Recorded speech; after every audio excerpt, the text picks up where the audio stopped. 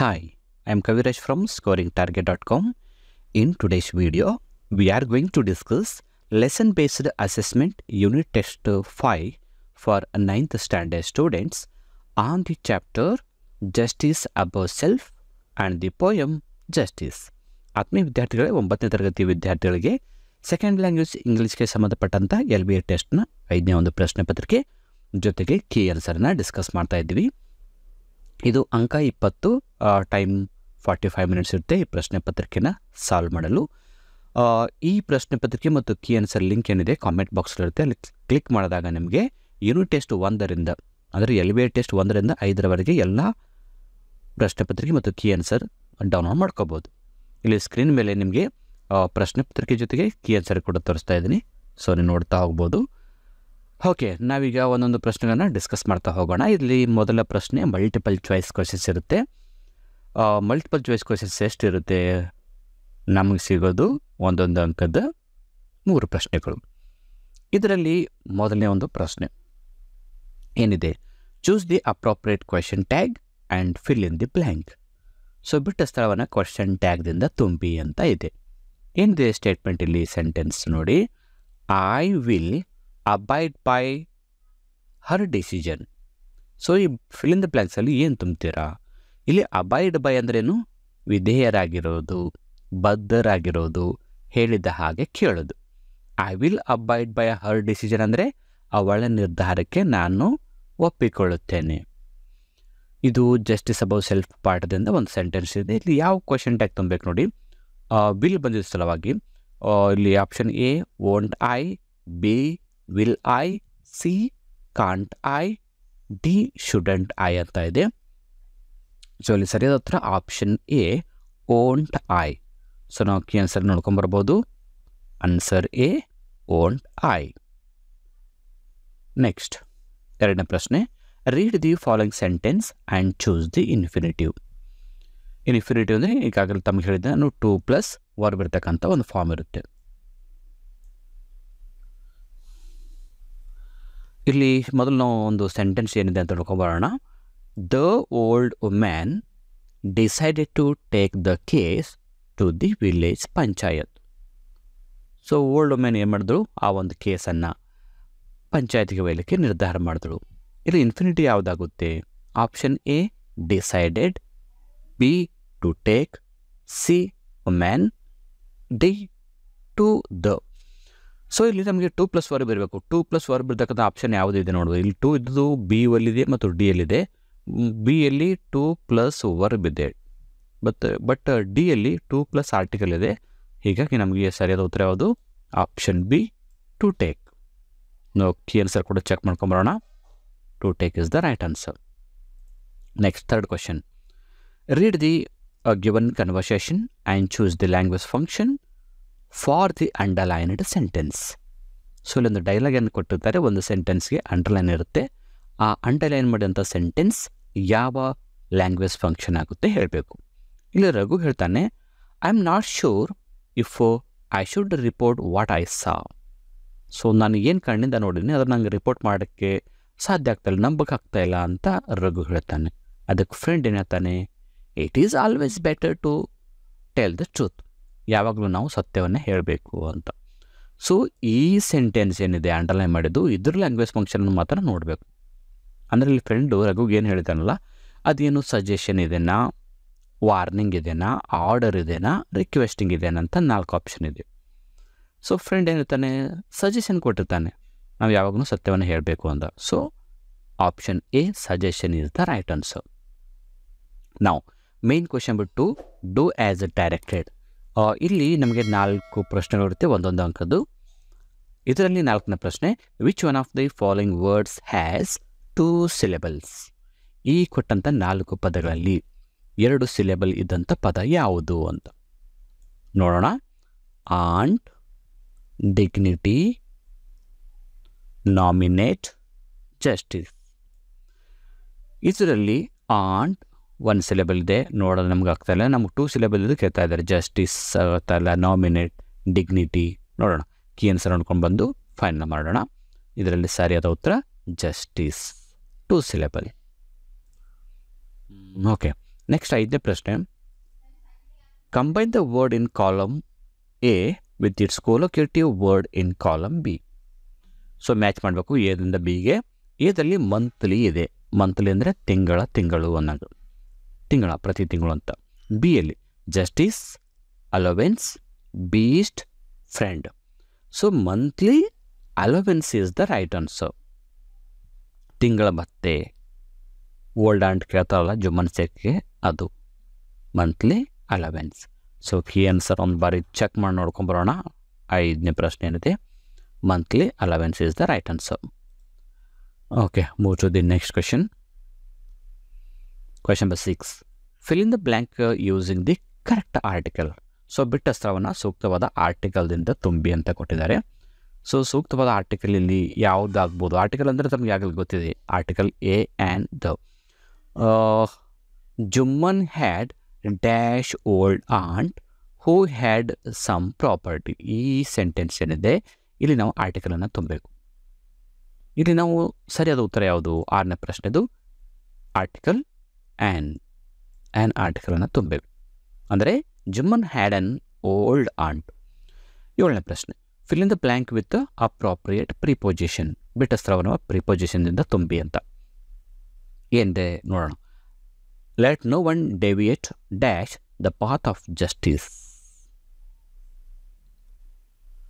Okay, ಇಲ್ಲಿ ಏನು ತುಂಬಬೇಕು? Preposition.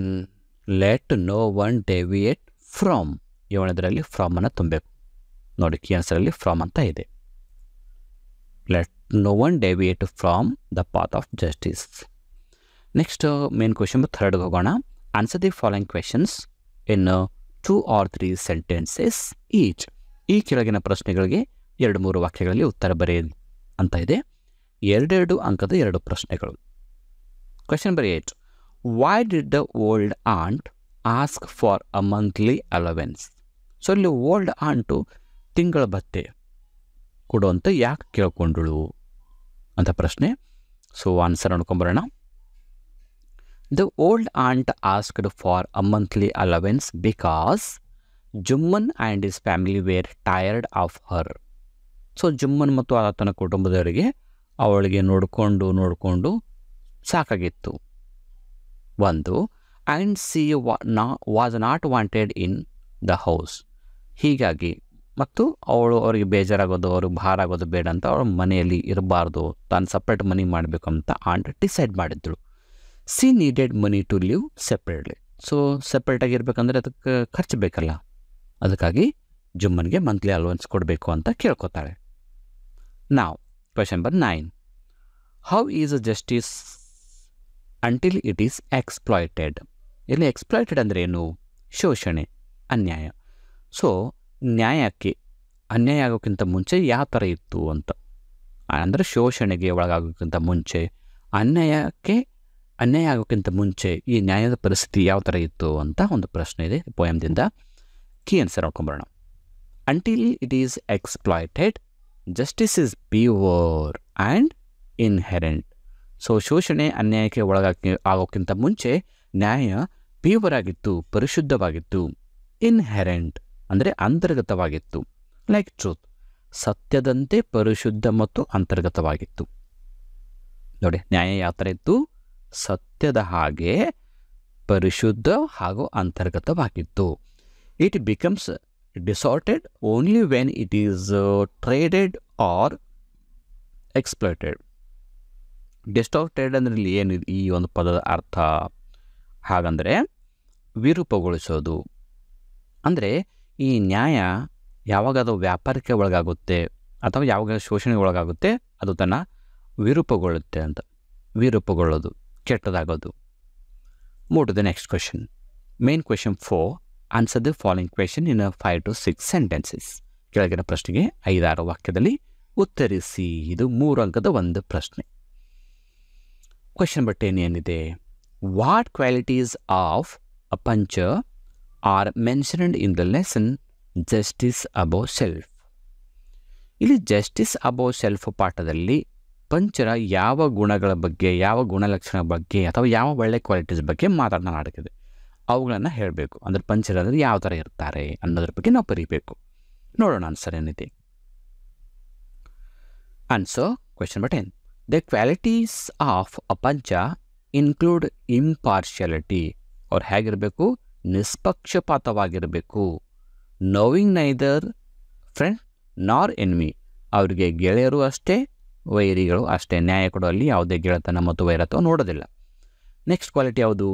Having a clear conscience. ಆತ್ಮಪ್ರಜ್ಞೆ, ಆತ್ಮಸಾಕ್ಷಿ ಇರೋದು. And speaking the voice of God. ದೇವರ ಮಾತುಗಳು ಅಂದರೆ ದೇವರು ನುಡಿತಕ್ಕಂಥ ಮಾತುಗಳು ಇವ್ರ ಬಾಯಿಂದ ಬರುತ್ತೆ, ಅಂದರೆ ದೇವರಿಗೆ ಸಮಾನ ಅಂತ. ಅ ಪಂಚ must be just, fair and not David from the path of justice for any personal relationship. ಅಂದರೆ ಈ ಪಂಚರು ಯಾವುದೇ ಕಾರಣಕ್ಕೂ ನ್ಯಾಯ ಕೊಡೋಲ್ಲಿ ಯಾವುದೇ ಕಾರಣಕ್ಕೂ ಭೇದ ಭಾವ ಮಾಡಬಾರ್ದು. ಅದು ಸಂಬಂಧಿಗಳಾಗಿರ್ಬೋದು, ಗೆಳೆಯರಾಗಿರ್ಬೋದು, ಬಂಧು ಬಳಗ ಆಗಿರ್ಬೋದು, ಯಾವುದು ಕೂಡ ನೋಡಬಾರ್ದು ಅಂತ. ಈ ಎಲ್ಲ ಕ್ವಾಲಿಟೀಸ್ಗಳು ಪಂಚರಿಗೆ ಇರುತ್ತೆ ಅಂತ. Main question number 5. Read the extract and answer the questions that follow. ಇದು 3 ಅಂಕದ ಒಂದು ಪ್ರಶ್ನೆ. ಸೊ ಇಲ್ಲಿ ಎಕ್ಸ್ಟ್ರಾಕ್ಟ್ ಪ್ರಶ್ನೆ ಇರುತ್ತೆ, ಅದಕ್ಕೆ ABC ಅಂತ 3 ಪ್ರಶ್ನೆ ಇರುತ್ತೆ. ಸ್ಟೇಟ್ಮೆಂಟ್ ನೋಡ್ಕೋಬೇಕು ಮೊದಲು. The voice of the panch is the voice of God. ಪಂಚರ ಬಾಯಿಂದ ಬರ್ತಕ್ಕಂಥ ಮಾತು ದೇವರ ಬಾಯಿಂದ ಬರ್ತಕ್ಕಂಥ ಮಾತುಗಳು ಅಂತ ಒಂದು ಸ್ಟೇಟ್ಮೆಂಟ್. Who shed this. ಈ ಮಾತನ್ನು ಯಾರು ಹೇಳಿದ್ರು? B. To whom was it said to. ಯಾರಿಗೆ ಹೇಳಿದ್ರು? C. Where was the panchayat held. ಅಂದರೆ ಪಂಚಾಯತಿ ಮೀಟಿಂಗ್ ಎಲ್ಲಿ ನಡೆದಿತ್ತು? ಇನ್ನು ನಾವು ಚಿತ್ರ ನೋಡಿದ್ರೆ ನಮ್ಗೆ ಗೊತ್ತಾಗುತ್ತಲ್ಲ.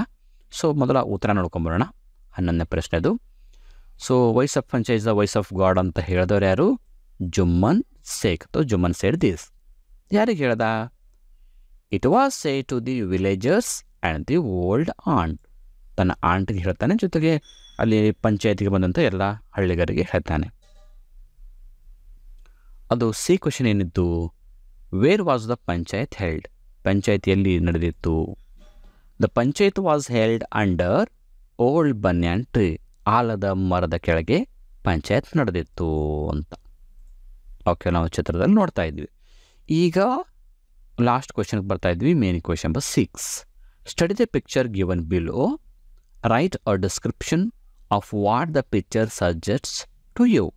ಇದು 3 ಅಂಕದ ಒಂದು ಪ್ರಶ್ನೆ. ಸೊ ಇಲ್ಲಿ ಚಿತ್ರ ನೋಡಿ, ಚಿತ್ರಕ್ಕೆ ಸಂಬಂಧಪಟ್ಟಂತೆ ಒಂದು ಪ್ಯಾರಾಗ್ರಾಫನ್ನು ಬರೀರಿ ಅಂತ. ಇದು ಜಸ್ಟಿಸ್ ಅಬೌವ್ ಸೆಲ್ಫ್ ಪಾಠಕ್ಕೆ ಸಂಬಂಧಪಟ್ಟಂಥ ಒಂದು ದೃಶ್ಯ. ಅಂದರೆ ಇದೊಂದು ಹಳ್ಳಿ ದೃಶ್ಯ. ಆಲದ ಮರದ ಕೆಳಗಡೆ ಪಂಚರು ಕೂತ್ಕೊಂಡಿದ್ದಾರೆ. ಒಂದು ಕಡೆ ಆಂಟ್ ಇದ್ದಾಳೆ, ಒಂದು ಕಡೆ ಜುಮ್ಮನ್ ಶೇಖ್ ಇದ್ದಾನೆ. ಈ ಥರ ಇಲ್ಲೆಲ್ಲ ಹಳ್ಳಿಗರು ನಡೆದಿದ್ದಾರೆ, ಪಂಚಾಯತ್ ನಡೀತಾ ಇದೆ. ಇದರ ಬಗ್ಗೆ ನಾವು ಬರೀಬೇಕು. ಓಕೆ, ನೀವು ಆ ಪಾಠಕ್ಕೆ ಸಂಬಂಧಪಟ್ಟಂತೆ ಬರಿಬೋದು ಅಥವಾ ಜನರಲ್ ಆಗಿ ಕೂಡ ಬರೀಬೋದು. ಆನ್ಸರ್ ನೋಡ್ಕೊಂಬರೋಣ. This picture shows a village panchayat meeting under a large banyan tree. ಈ ಚಿತ್ರ ಏನು ತೋರಿಸುತ್ತೆ ಅಂದರೆ ಹಳ್ಳಿಯಲ್ಲಿ ಆಲದ ಮರದ ಕೆಳಗೆ ಒಂದು ಪಂಚಾಯತಿ ನಡೀತಾ ಇದೆ. A group of villagers is sitting in a circle. ಅಲ್ಲಿ ಹಳ್ಳಿಗರು ಬಂದಂಥ, ಅಲ್ಲೆಲ್ಲ ನೋಡಲು ಬಂದಂಥ ಹಳ್ಳಿಗರು ಆ ಒಂದು ಮರದ ಸುತ್ತಲೂ, ಕಟ್ಟೆ ಸುತ್ತಲೂ ಕೂತ್ಕೊಂಡಿದ್ರು. And an elderly person is speaking. ಒಬ್ಬ ಹಿರಿಯ ವ್ಯಕ್ತಿ ಮಾತಾಡ್ತಾ ಇದ್ದಾರೆ. The scene reflects traditional rural justice. So ಈ ದೃಶ್ಯ ಏನು ವ್ಯಕ್ತಪಡಿಸುತ್ತಂದರೆ ಸಾಂಪ್ರದಾಯಿಕವಾಗಿ ಹಳ್ಳಿಯಲ್ಲಿ ನಡೀತಕ್ಕಂಥ ಒಂದು ರಾಜಿ ಪಂಚಾಯತ್, ನ್ಯಾಯ ಪಂಚಾಯತ್, ಕಮ್ಯುನಿಟಿ ಹಾರ್ಮೋನಿ, ಬೇರೆ ಬೇರೆ ಸಮುದಾಯಗಳ ಮಧ್ಯೆ ಇರತಕ್ಕಂಥ ಹಾರ್ಮೋನಿ, ಸಾಮರಸ್ಯ, ಆ್ಯಂಡ್ ಕಲೆಕ್ಟಿವ್ ಡಿಸಿಷನ್ ಮೇಕಿಂಗ್, ಮತ್ತು ಎಲ್ಲರೂ ಕೂಡಿ ಒಂದು ಸರಿಯಾದ ನಿರ್ಧಾರ ಬರೋದು. It shows how disputed were resolved in a simple old environment. ಅಂದರೆ ಇಲ್ಲಿ ನಮ್ಗೆ ಏನು ಗೊತ್ತಾಗುತ್ತೆ ಅಂದರೆ ಒಂದು ಸಿಂಪಲ್ ಆದ ಎನ್ವಿರಾನ್ಮೆಂಟಲ್ಲಿ, ಎಷ್ಟು ಸರಳವಾಗಿ ಒಂದು ಓಪನ್ ಆದ ಒಂದು ಎನ್ವಿರಾನ್ಮೆಂಟಲ್ಲಿ ಈ ಸಮಸ್ಯೆಗೆ ಯಾವ ಥರ ಈಸಿಯಾಗಿ ಪರಿಹಾರ ಕಂಡ್ಕೋತಾ ಇದ್ರು. Emphasising fairness and mutual respect. ಯಾರಿಗೂ ಕೂಡ ಧಕ್ಕೆ ಆಗದ ಹಾಗೆ ಎಲ್ಲರ ಒಂದು ಹಿತಗೌರವವನ್ನು ಕಾಪಾಡಿಕೊಂಡು ಒಂದು ನ್ಯಾಯ ನಿರ್ಣಯ ಆಗ್ತಾ ಇತ್ತು. ಇಷ್ಟು ಈ FA1 ಮತ್ತು SA LB ಯೂನಿಟ್ ಟೆಸ್ಟ್ಗೆ ಸಂಬಂಧಪಟ್ಟಂಥ ಈ ಪ್ರಶ್ನೆಗಳು ಮತ್ತು ಕೀ ಆನ್ಸರ್. ಇದ್ರ ಜೊತೆಗೆ FA1 ಮತ್ತು FA2 ಪ್ರಶ್ನೆ ಪತ್ರಿಕೆ ಲಿಂಕ್ ಕೂಡ ಕಾಮೆಂಟ್ ಬಾಕ್ಸ್ಗಳಿರುತ್ತೆ, ಕ್ಲಿಕ್ ಮಾಡಿ ಡೌನ್ಲೋಡ್ ಮಾಡ್ಕೋಬೋದು. ಈ ವಿಡಿಯೋ ಇಷ್ಟ ಆದರೆ ಮಾತ್ರ ಲೈಕ್ ಮಾಡಿ, ನಿಮ್ಮೆಲ್ಲ ಫ್ರೆಂಡ್ಸ್ ಗ್ರೂಪಲ್ಲಿ ಶೇರ್ ಮಾಡ್ಕೊಳ್ಳೋ ಅಂತ ಹೇಳ್ತಾ ಇವತ್ತಿನ ಕ್ಲಾಸಲ್ಲಿ ಮುಗಿಸ್ತಾ ಇದ್ದೀನಿ. So thank you all.